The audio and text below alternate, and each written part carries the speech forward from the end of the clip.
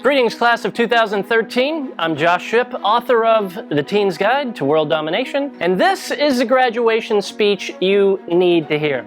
Now, I've heard dozens of graduation speeches over the years, and most of them were, colossally boring.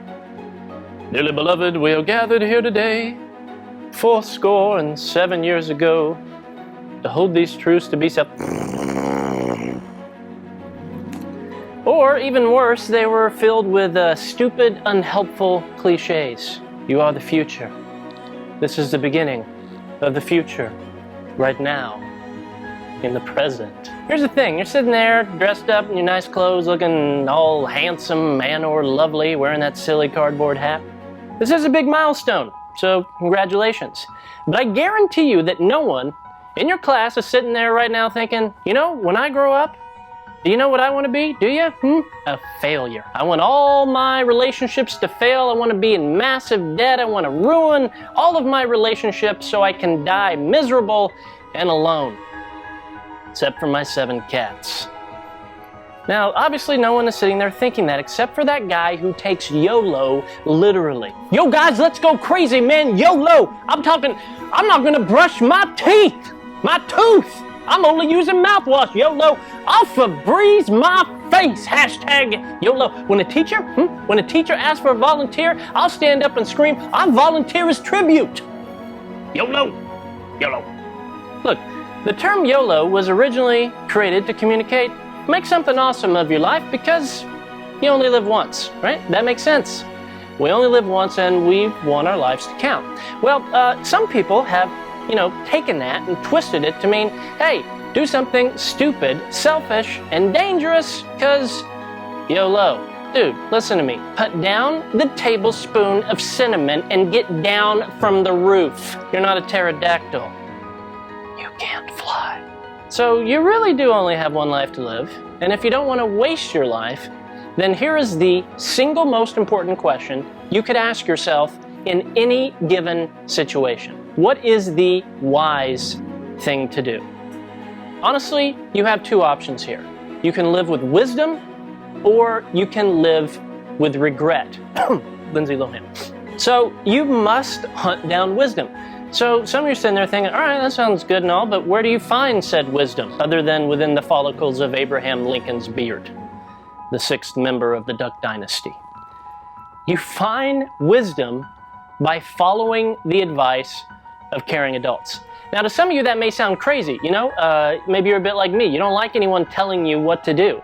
That's not what this is about. The fact is, this is the time in your life when you're least likely by default to listen to adults, but you most need it. Right? I get it. I grew up as a foster kid. I bounced around from home to home to home to home. I was hurt. I was abandoned. Honestly, I was even abused. And for me, growing up, it's like, I didn't trust adults because it seemed like, everyone that I was allegedly supposed to trust seemed to let me down. But eventually, I stopped shutting people out. And I discovered that caring adults really, genuinely, are worth trusting. A teacher, my foster parents, a big brother. When I started hanging around with adults that I respected, and I began to learn from them, my life began to change for the better. Listen to me. So will yours. You are genuinely one caring adult away from being a success story. So my advice, go find a caring adult that you respect, ask them specifically, hey, how can I improve my life? Implement what they say, and then wash and repeat. Now, some of you are a little bit freaked out about the idea of the future, right? And I get it. There are so many unknowns. I posted this question on Facebook. I was like, hey, what freaks you out about the future? Had a slew of responses. People were like, how will I pay my bills? Where will I live? Will I even be able to get a job after I graduate? Who will do my laundry? Genuinely a lot of questions. But the meta message in all of those responses is this. Everyone on some level admitted that they were afraid of something. So here's the good news for you. You're not weird or alone for being afraid. During the next few years of your life, you're gonna make some big decisions that could affect the rest of your life. So what you need is courage to take action despite your fear. Otherwise, you're gonna end up like some paranoid lunatic sitting there, afraid, mumbling to yourself. You know, the Mayans actually miscalculated. The end of the world is this year. Yes, zombies are scary, but do you know what's more scary? A zombie shark. That's why I don't go in the water. I'm also afraid of dampness. Do you realize that if you scramble the letters in Kim Kardashian's name, you get drama khaki ice? Do you? Coincidence? I think not.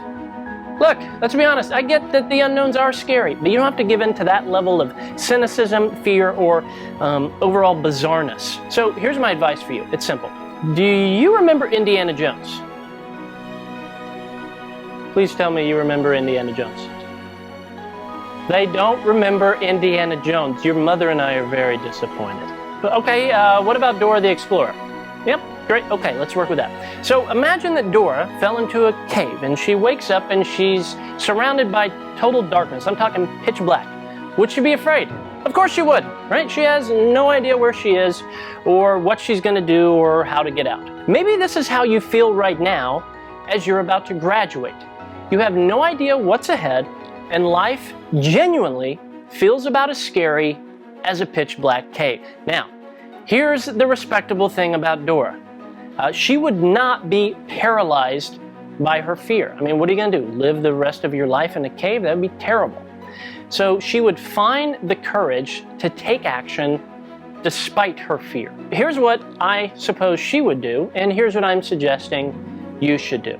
Step one, ask yourself, what do I have on me? Now, what I mean by that is, think about what resources or help or assistance do you have at your disposal, right? Maybe a flashlight or a flare or a mentor, or if you're Dora, a freaking commercial jet. It's unreal what that woman could fit into a backpack.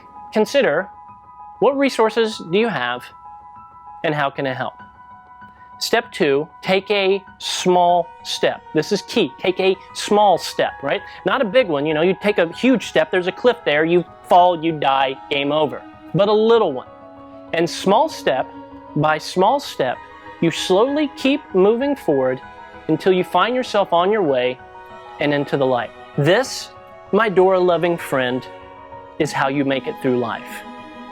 Do you know how much of our world is unpredictable? Let's be honest, all of it, right? That's a fact. The only thing that I can promise you with absolute certainty is this. If I wear your granddad's clothes, I'm going to look incredible. And I do indeed only have $20 in my pocket. So, look, it's okay to be afraid, right? It's perfectly normal to be afraid. You're not weird or broken or destined for failure. If you're afraid, you're human. Just don't be paralyzed by your fear.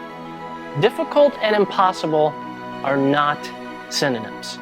Find the courage to take action despite your fear. Courage is simply being afraid, but moving forward anyway. So be courageous. Look, 2013, you are entering a complicated world full of challenges. The crippling economic debt, pandemic global disease and poverty, the sickness of corporate greed, and a world where absolutely terrible things like Newtown and Boston happen. Our world is filled with complex problems that can sometimes feel like a pitch black cave. However, if you seek wisdom from caring adults and take that next small step, despite your fear, you can change the world. Okay, I'll admit it, that was probably a little bit cliche. Let's try it again.